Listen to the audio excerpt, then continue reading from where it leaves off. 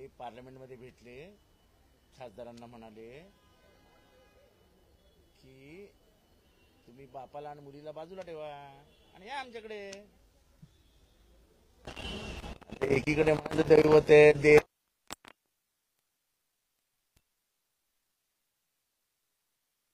तेच कळत नाही. पक्ष घेतला ठीक आहे, निशाणी घेतली ठीक आहे, आमचे खासदार म्हणून पळवा आणि वरती बोंबाम करा. एकत्र येतात एकत्र येतात एकत्र येतात. जर एकत्र येतात तर ह्यांना कशाला बोलवता?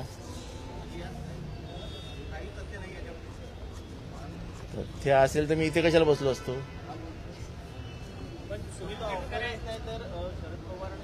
शरद पवार हा अशी ऑफर आहे. सगळे म्हणजे कोण? मी तर चान्सच नाही सगळ्यांमध्ये, मग अजून कोण?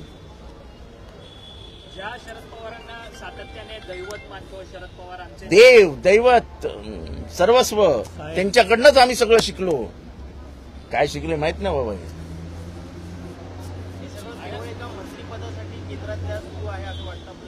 ते कशासाठी सुरू आहे मला माहित नाही, पण एकदा शरद पवार साहेब बोलले की ह्याच्यात काहीही तथ्य नाही, अफवा पसरवल्या जात आहेत. त्याच्यानंतर तुम्ही पत्रकारही आम्हाला प्रश्न का विचारता याची मला जरा थोडीशी हे आहे की म्हणजे काय काय एक्झॅक्टली तुमच्या मनात काय? अजेंडा म्हणजे आम्ही असं आहे, निवडणुका संपल्या, त्याच्यानंतर नागपूरला सेशन झालं, त्याच्यानंतर 1 तारखेपर्यंत सगळे, त्याच्यानंतर ते बीडचं प्रकरण सुरू झालं. आम्हाला साहेबांनाही त्यांच्या कार्यक्रमात ते व्यस्त होते. त्याच्यानंतर मग वेळ मिळाला तर कार्यकर्त्यांशी बोलायला पाहिजे. आणि ह्याच्या अफवा पसरवल्या जातात. हे कार्यकर्त्यांचं मनोबल खच्चीकरण करण्यासाठी आणि एक अस्थिरता निर्माण करण्यासाठी पसरवल्या जातात. आणि कोण पसरवतं हे वेगळं सांगायला नको. एकीकडे बीजेपी आणि दुसऱ्याकडे बापाला आणि मुलीला सोडून या असे सांगणारे लोक आहेत.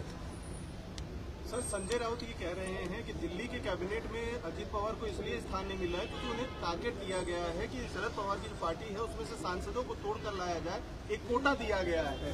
इसको लेकर क्या कहते हैं? क्या नहीं, देखो ये आपको जानकारी कुछ? संजय राउत बड़े नेता है, उनके पास खुफिया जानकारी होती है. मैं बहुत छोटा कार्यकर्ता हूं, मेरी सीमा वाईबी चौहान के गेट पे खत्म हो जाती है. तो मेरी जितनी सीमा है उतना ही बात करता हूं मैं कि हमारे लोग कहीं